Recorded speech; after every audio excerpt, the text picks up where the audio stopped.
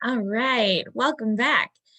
Since we have already created our party on Consultants Corner, our next step is to create the Facebook group. Now, this is assuming you've already gone through some of your training on Dash. That's on that Pampered Chef back end, the Consultants Corner end. Dash will have helped you to already make your business page. The business page is something you only do once, and that's what we will link to all of your party groups because Facebook doesn't allow you, or doesn't like, I guess I should say, when you are selling stuff or running a business from your personal page. So if you haven't done the Dash training yet to create your business page, pause this video and go onto Dash and work through those steps, because we'll need to do that before we can actually get started. I'll be here, I promise, when you get back. But if you have already done that, we can move forward. So I'm going to share my screen with you and we will get started. So I went to just regular old facebook.com, and you can see it's just my back end of, or my regular personal Facebook profile here. So over here at the top, there's a plus sign.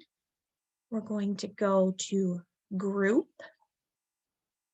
We are creating a group. We'll do this each time we have a new party.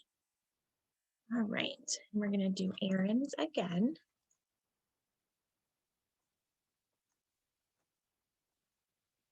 I always keep the name the same, the base name here, and we will add little snippets each day to the end of the party name. But that's always what I do here to create the group name. We're going to set the privacy to private, and the group can remain visible. We aren't going to invite friends yet. We'll just hit create. Maybe.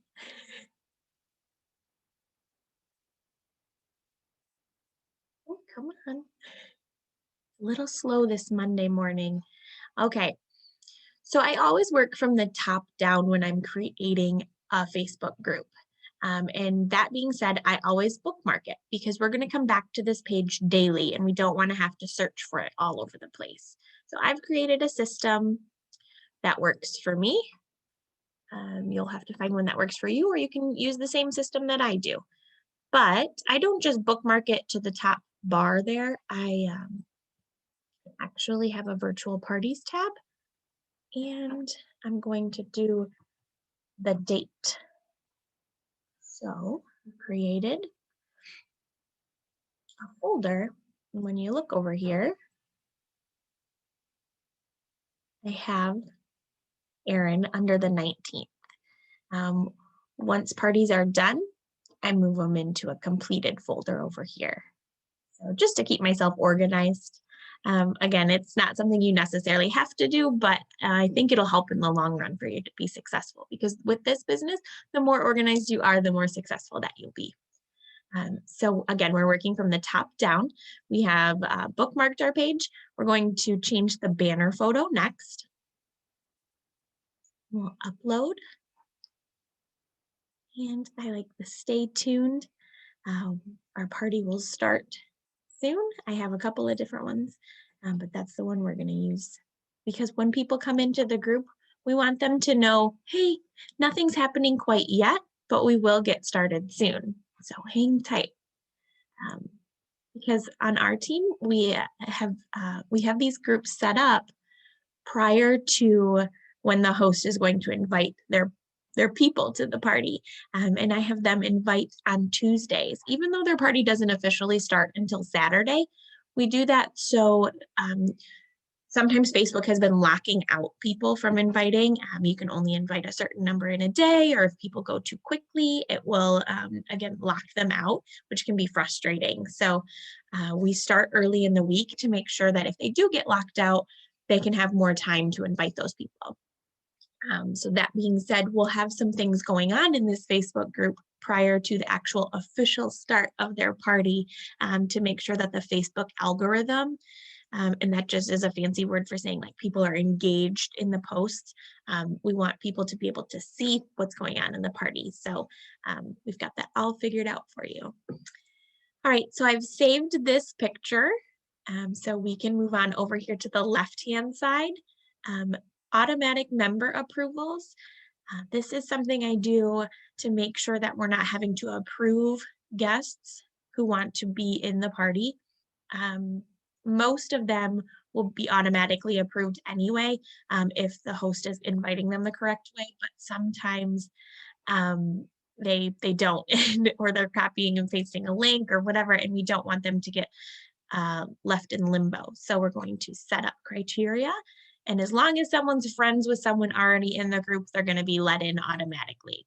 So that's good. Then if we scroll down on the left-hand side, we're at settings. We're going to change the description. And how do we know what we're going to put in there? Well, it's easy. We have a Google Drive that has all of our daily party checklists. So again, I've bookmarked that, but you can find the link to the Google Drive in the same email that you found this video. So Tuesday gives me our Google Drive information. This is what I'm going to copy and paste into the description. So I'm going to paste it here and just change the name. And be the 26th because it'll end on that following Friday. This is important to know. We already created that group, so we know what her shopping link is. Pamperedchef.com. I'm sorry, we already created the party on Consultants Corner, so now we know what the shopping link is. Pamperedchef.com/party, and then her first and last name, because we remember we took out those 4 numbers. So this is good. Her description is all set. We have a couple more items to take care of under settings. So down here at the very bottom, there's a spot for linked pages. This is crucial because when you go to use Post My Party, you're going to need to have your business page linked. Otherwise, it will not work for you. So link your business page. And one last step under settings, we're going to add Post My Party as an app. If we don't do that, then they can't shake hands and they won't be able to post things into this group. So we'll add that.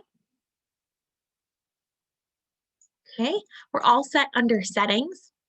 One last thing for the group, or I guess I should say a couple of things. This is personal preference. It's not going to harm anything if you don't do this, but I like to delete this portion right here where it tells everyone I added Post My Party as the posting service. I don't want them to know all of our secrets. They can maybe think that we're super men and women by posting all of the time. So another item I like to do before I close this out is post the shopping link and pin it to the top. Mark it as an announcement and pin it to the top. So it's always the first thing that the guests see when they come into the party. So we'll do a shopping cart and browse or order anytime. We'll add their shopping link in. And it automatically pops up with this, the link here. I like to include a different photo. So I have this that says our virtual Pampered Chef party starts Saturday. And I will change that photo on Saturday to be just the words like shopping link with arrows pointing up. So it's really easy for people to find. And all of these pictures, that banner photo, this virtual party start Saturday photo, they're all in our Team Empowered. And you can find them to download them yourself. And they're also on our Google Drive. So whichever works for you. Sometimes we use a different photo based on the season, and we'll keep those updated as well. All right, so to pin something to the top, we need to mark it as an announcement first. And then we'll refresh the page. And then we can pin it to the top. So now this party is ready to go. All we will do on Tuesday is invite our host, and then we will send this message to our host as well. Okay?